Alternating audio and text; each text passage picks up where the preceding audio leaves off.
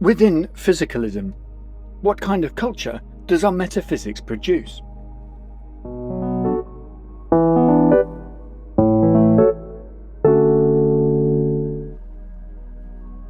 What culture has our metaphysics produced?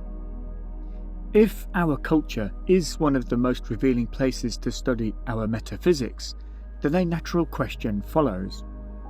What kind of culture should we expect such a metaphysical framework to produce? This is not a simple question. In many ways, it deserves an entire book of its own. In fact, it is a question I have spent many years exploring. Rather than attempting to answer every aspect of that question here, I'd like to explore some broad cultural patterns that may emerge when a civilization increasingly understands reality through a predominantly physicalist framework. The patterns we are about to explore are not presented as proof that physicalism is itself false, nor are they presented as the only explanation for the modern meaning crisis. They are presented as an invitation to philosophical inquiry. If a civilization truly believes that reality was ultimately physical, what kind of culture should we expect to emerge? Let's begin by asking some crucial questions we take for granted, or rarely ask ourselves. If consciousness is understood as secondary to matter, if value is understood as emerging rather than fundamental, if meaning becomes something humans construct rather than something reality contains, then certain cultural tendencies become more likely. Now, let's apply those questions to some very ordinary aspects of everyday life. The individual. How might we view the individual person through a physicalist lens? Within a physicalist framework, there is no non-physical soul or independent ghost in the machine directing the body. The body is treated as a machine, an organic one, that exchanges physical properties with the environment, such as heat and energy. Within this framework, consciousness, thoughts and emotions are understood as products of neurochemical reactions and neural networks, often described as emergent phenomena. Physicalism holds that matter and energy are fundamental, while consciousness is, in many versions of the view, understood as an emergent phenomenon or a byproduct of physical processes. This extends beyond the individual to the universe itself. Rather than being understood as an intelligent, waking process, the universe is typically described as a network of impersonal physical forces and energies. The physical world we encounter is simply how their underlying reality appears to our senses. Because both individuals and their environments are understood as being composed of the same fundamental physical reality, the same metaphysical assumptions apply to both. The universe can still be seen as magnificent. Many physicalists, Carl Sagan among them, found profound wonder in the cosmos. Yet, if consciousness is ultimately an emergent product of impersonal physical processes, it may become more difficult to ground the idea that conscious persons possess intrinsic significance beyond the physical processes that produced them. Nature. How does this concept of the human being shape our relationship with nature? If physicalism holds that both humanity and nature are composed of the same underlying physical reality, then a profound interconnectedness already exists. The question becomes, if this is so, why do we continue to treat the natural world as though it were separate from us? Why do we treat the environment so poorly if we ourselves are fundamentally part of it? Nature as a warehouse. We view the environment as an external supply depot of natural resources such as lumber, oil and minerals to be extracted, rather than as an integrated life support system. Human beings are themselves expressions of the natural world because both are composed of the same underlying physical reality, and so we come to view the world primarily in terms of its usefulness to us. Externalizing the poison. Industrial systems operate on the delusion that you can pump toxins into the river or air and imagine it remain outside of us. But because the loop is closed, those toxins inevitably end up in human breast milk, microplastics in our blood, and carcinogens in our cells. The hyper-isolated consumer. Within such a culture, it becomes easy to see ourselves primarily as isolated consumers. We buy a product, use it, and we throw it away. Yet we are blind to the fact that there is no away on a round planet. If meaning itself is understood as something we invent, rather than something inherent within reality or the natural world, then it becomes easier to relate to both ourselves and to the natural world instrumentally. Consumption replaces relationship, disposal replaces responsibility. Nature becomes a resource to be managed rather than a living system to which we belong. It becomes something to conquer rather than something from which we grew. Humans relate to the world as if it must be shaped to our needs, rather than lived as though the self and world are one organism. Perhaps what has been forgotten is the organism-environment relationship itself. Meaning. Is meaning, the fact that we care about anything, truly grounded in anything substantial? Within a physicalist framework, if consciousness is understood as a byproduct of neurological circuitry, then objective meaning becomes more difficult to ground.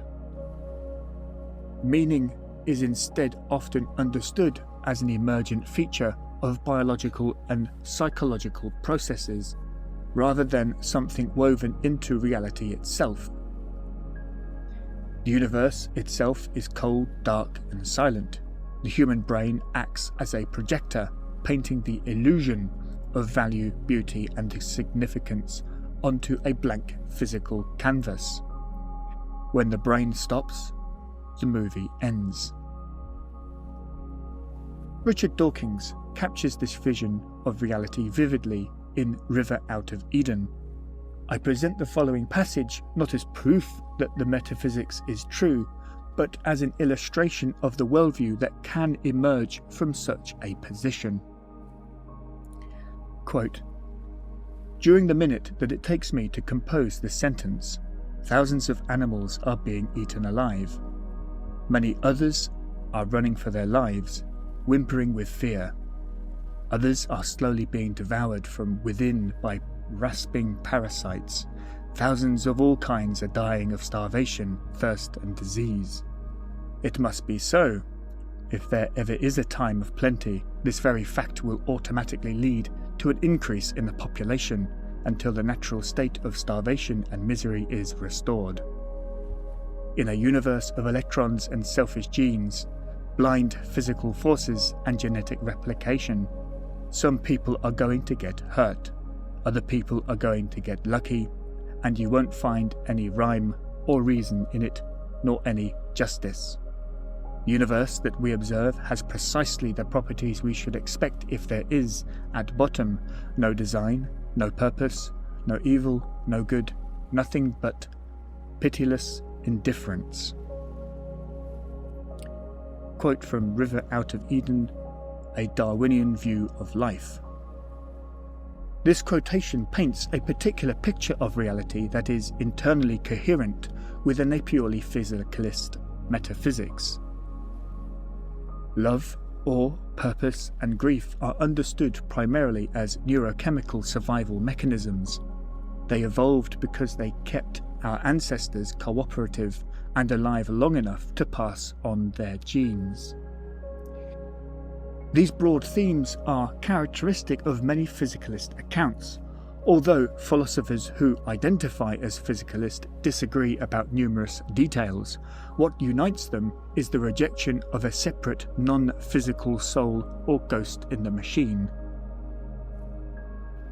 However, because humans cannot survive in total nihilism, a physicalist civilization may be led to manufacture a substitute for existential meaning.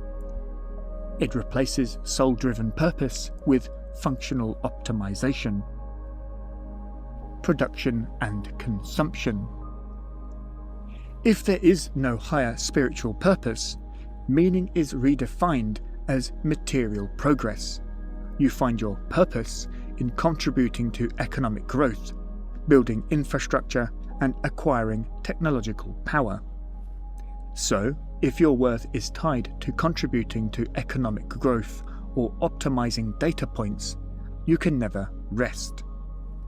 Metrics can always be improved, meaning your engineered self is never finished or flawless enough.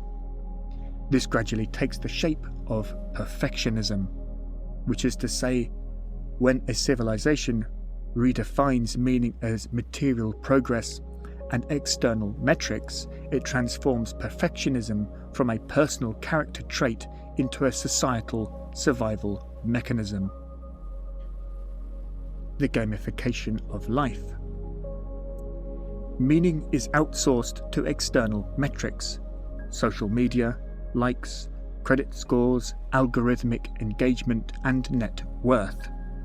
The civilization creates artificial digital feedback loops to mimic the chemical rush of genuine human fulfillment. Taken together, these cultural tendencies may contribute to what many now describe as a modern meaning crisis. Education. We have already explored how education can become a place where certain assumptions are no longer questioned, in the hope of creating future stability, mainly within the first part of this essay. This extends into research funding, educational curricula, and ultimately into what is or isn't included in the textbooks and educational resources that shape future generations. Over time, educational institutions may increasingly prioritize STEM disciplines over the humanities, encouraging generations to view the physical world as the primary lens through which reality is understood. Technology. If physicalism views the human body as a biological machine, then modern digital technology increasingly becomes the attempt to build cleaner, faster, and more predictable systems through which biological limitations can be managed, augmented, or even replaced. Through this lens, technology is not just a tool we use, it is the final frontier where human nature is systematically re-engineered to fit a digital grid. The brain as a computer. We no longer use biological metaphors for computers, we use computer metaphors for humans.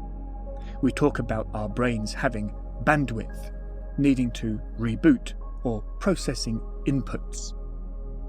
Language does more than communicate our understanding of reality, it also reflects the patterns through which we habitually perceive it. Just as modern psychology recognizes that the language we use inwardly can shape our relationship with ourselves, the language shared within a culture may also influence how that culture comes to relate to the world around it.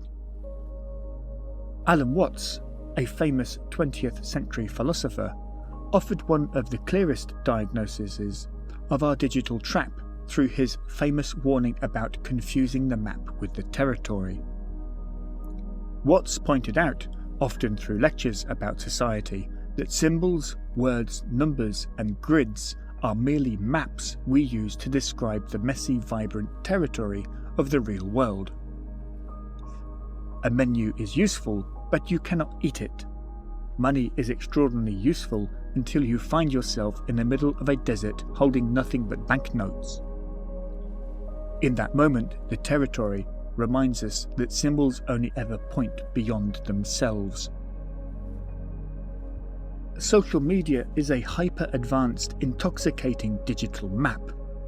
Because it is so meticulously engineered, humanity increasingly risks mistaking the map for the territory. We begin to believe that our online reputation is our actual self, and that the trending topics on a feed are the actual state of the world. This naturally expands into artificial intelligence as our most recent influential field of technology. Artificial intelligence. Within the genealogy explored in this essay, AI can be understood as one of the clearest cultural expressions of a broadly physicalist worldview. AI extends the idea that intelligent behaviour can be reproduced through computation.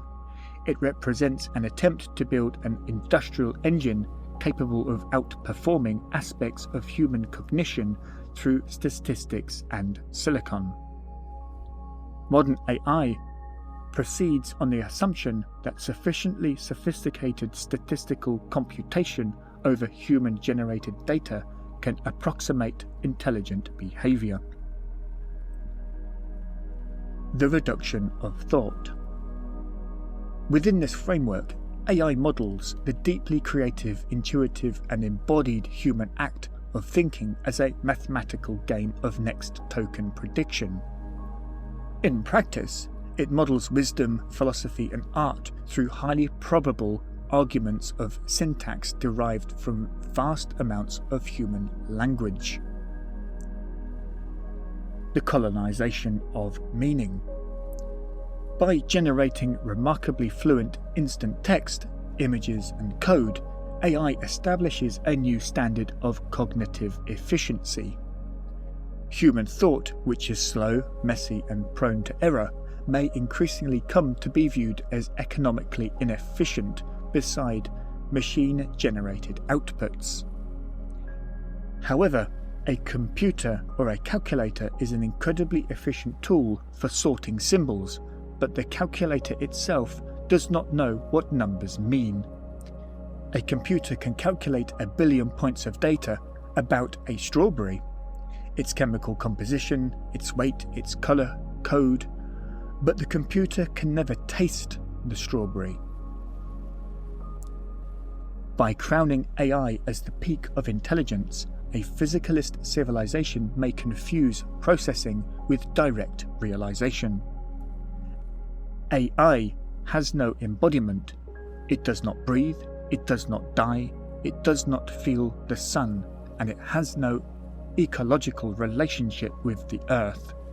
It is a disembodied brain in a silicon jar. Metaphysical assumptions inevitably shape culture, including how we understand technological advancement, even when those assumptions are no longer recognized as metaphysical. AI, perhaps more than any technology before it, does not escape metaphysical assumptions. It embodies them. Mental health. When a physicalist civilization increasingly views consciousness through a mechanical framework, it may contribute to patterns of psychological distress that it then attempts to understand and address through the same conceptual framework. In a predominantly physicalist society, mental health conditions are more likely to be understood through mechanical and biological models rather than exclusively through existential, spiritual or relational ones.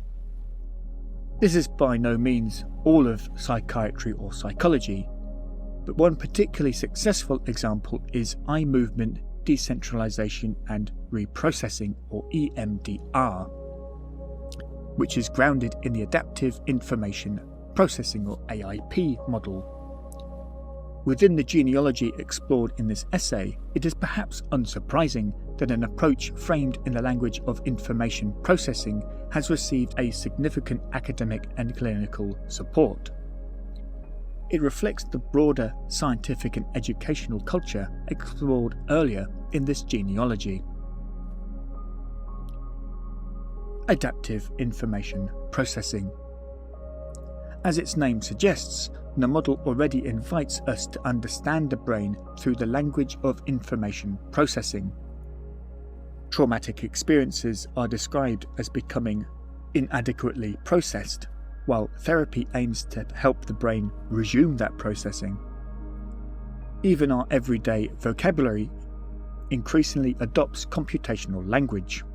Information is processed, memories are encoded, networks become disrupted, and processing resumes. As neuroscientist Anil Seth has argued, these computational metaphors can be enormously useful, but they also risk misleading us if we forget that the brain is not literally a computer. What matters for this genealogy is not whether these metaphors are useful, they often are, but that they have become one of the dominant ways our civilization has come to understand and describe the human mind. The error code. Within this framework, anxiety, burnout, and depression may increasingly be understood as problems principally located within the individual's biology or cognitive machinery. Pharmacological intervention therefore becomes one of the primary responses, not because it is necessarily insufficient, but because it aligns naturally with a model in which disorders are understood principally in biological terms. The rise in antidepressant prescribing across many Western countries, particularly among younger people following the COVID-19 pandemic, illustrates how prominent this approach has become. A biological intervention offers a direct way of addressing disorders understood principally through biological processes. Within this genealogy, this reflects a broader cultural tendency to understand psychological distress through the same mechanical framework applied to the individual more generally. Mental health, in this case, expands upon the earlier question of how we conceive of the human person. The perfectionism loop.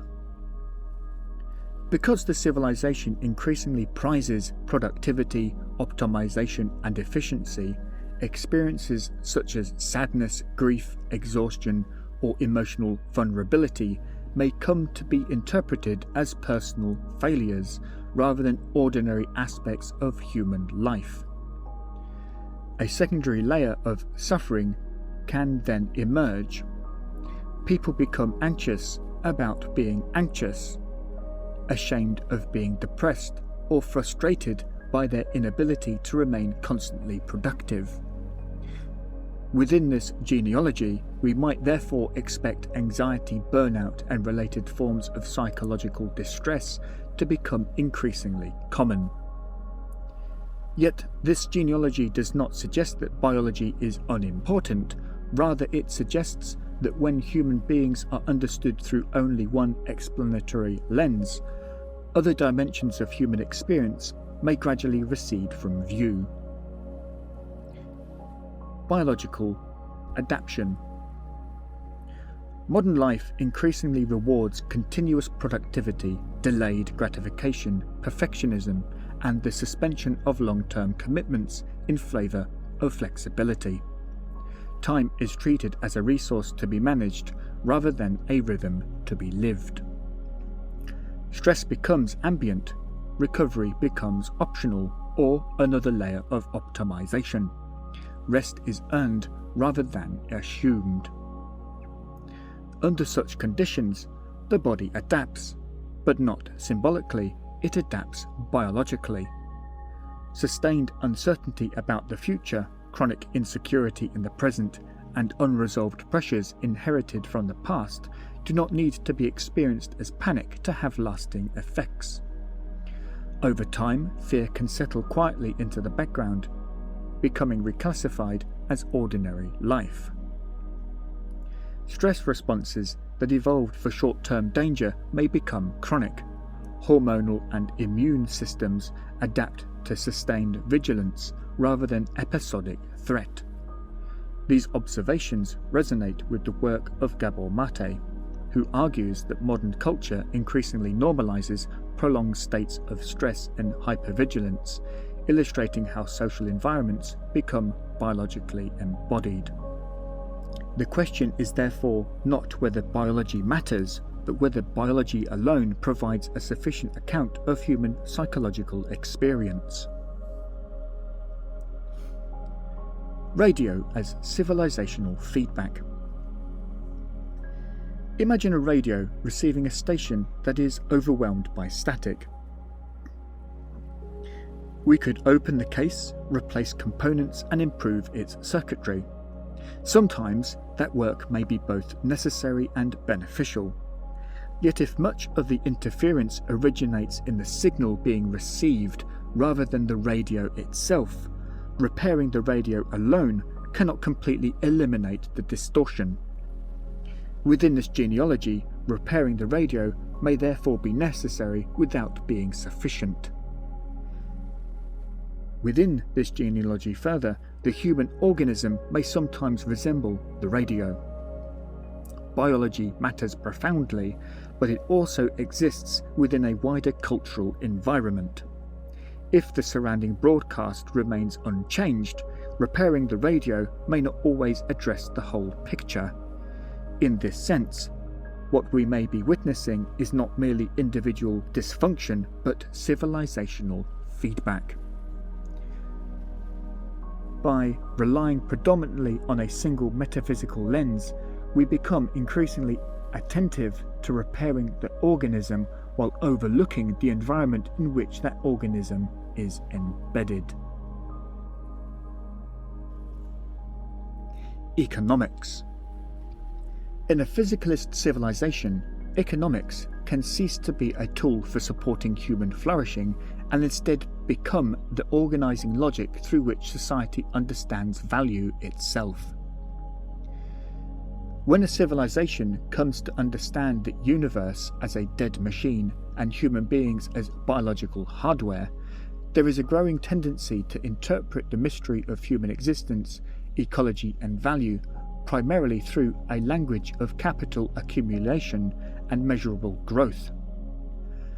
Within a strongly physicalist economic framework, value increasingly becomes that which can be measured, quantified, exchanged, or priced.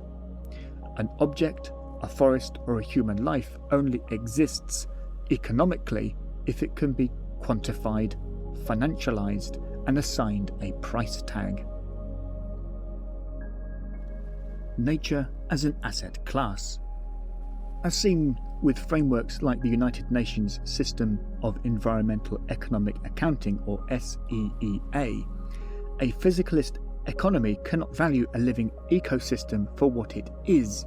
It must convert a forest into ecosystem services, or a carbon offset ledger. If a forest cannot be represented economically, it becomes difficult for conventional accounting systems to recognize its value. The human being. Human qualities like empathy, artistic genius, and community trust are increasingly flattened. They are either monetized into commercial assets or completely ignored by economic indicators like gross domestic product, or GDP, which explicitly rewards the extraction and exchange of measurable economic activity rather than holistic human well-being. The tyranny of the ledger. There is an increasing tendency to treat human workers as interchangeable, disposable units of labour capital. If an AI or robotic system can optimize a production pathway by removing a human, the human is deleted from the equation. The system increasingly rewards the efficiency of the ledger, not the survival of the organism. This is one reason why job security has become so profound and uncertain. However, you cannot build a house out of the abstract concept of inches, and you cannot eat the numerical figures in your bank account. Yet a physicalist civilization often makes a mistake. We treat the symbol, money, as more real than the physical reality it represents, wealth. Viewed individually, each of these developments may seem concerning. None of this concern proves or disproves whether physicalism as a metaphysics is correct or not. It simply explores the second-order cultural consequences of a metaphysical framework becoming culturally dominant. Yet as concerning as it looks upon these issues individually, it becomes more enlightening when we take these issues collectively and remember that these issues are all occurring simultaneously. Viewed through the genealogical lens developed here, the modern meaning crisis begins to feel almost inevitable if these cultural patterns are given sufficient time to unfold. This isn't to claim that other factors do not matter. The genealogy's claim is that they do, and that they are important. Every room in the house of modern culture has its own purpose, its own history, and its own way of being arranged. The kitchen is not the bedroom, and neither is the study. This genealogy does not deny the uniqueness of each room.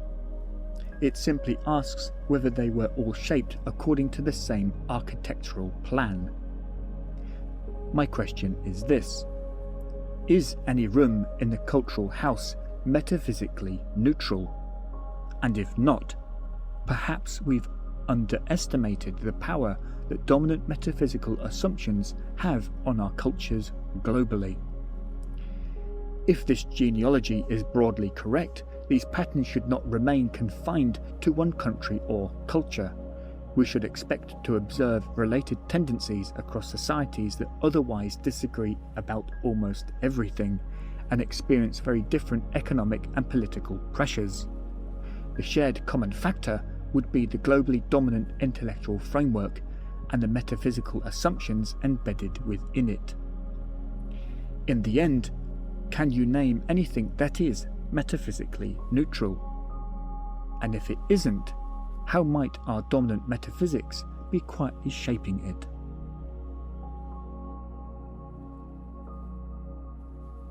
Author's reflection. This genealogy, or perhaps a guided tour of our culture as it looks today through the lens developed in these pages, has taken years to develop and refine. It hasn't been a labour, it has been something that I have genuinely enjoyed developing. However, I have learnt a few things that I feel are worth sharing. One consequence of this genealogy is that the question is no longer simply whether metaphysics shapes culture, but to what extent it does. To argue that metaphysical assumptions have no meaningful influence upon culture is itself a significant philosophical claim requiring explanation. This genealogy should not be understood as proposing that metaphysical assumptions operate as an on or off switch, determining every feature of a civilization. Rather, it proposes that when a metaphysical framework becomes culturally dominant, it creates tendencies, incentives, and patterns that gradually shape institutions, language, and culture alongside many other historical influences. Because no aspect of culture is metaphysically neutral, a culturally dominant metaphysics necessarily exerts causal influence over the form that culture takes. That influence is rarely direct or linear. It is mediated through institutions, language, education, value, and habits of thought. But mediated causation is still causation. Certainly, many historical events are influenced by immediate causes such as economics, politics, technology, geography, or individual decisions. This genealogy does not deny those influences. Rather, it asks whether those very decisions are already being made within a worldview that has become so culturally familiar that it no longer appears metaphysical at all. If that is the case, then we would expect metaphysical assumptions to become increasingly difficult to recognize. Events would appear to arise solely from their immediate causes, while the deeper worldview shaping those causes remained largely invisible. That is not a problem for the genealogy, it is precisely the pattern we would expect to find if metaphysics had become embedded within a culture. Conversations, whether on podcasts, news programs or elsewhere, rarely discuss metaphysical or the metaphysics precisely because it has become culturally invisible. Nobody knows to look for what our culture is being guided by. Nobody looks to think about the metaphysics. It may therefore seem on first hearing the term metaphysics that metaphysics is little more than philosophical jargon, scientific terminology, or simply cultural decoration. I personally thought that metaphysics was a very difficult, academic and highly technical branch of physics concerned with quantum theory when I first came across the term, quite genuinely. I have since learned a great deal. To regard metaphysics as little more than cultural decoration, however, is to assume that a civilization's most fundamental beliefs about reality, consciousness, knowledge, value, and the human person exert little or no influence upon its institutions, technologies, or ways of life. That, too, is an extraordinary philosophical position, and one that deserves to be explored with the same seriousness as the genealogy presented here. I hope this genealogy has been insightful. It has taken many years to develop, refine, and perhaps most importantly, to understand for myself. My hope isn't that you'll unquestionably agree. My hope is simply that this tour has encouraged you to look at our culture a little differently, and that the genealogy invites discussion where previously there was silence.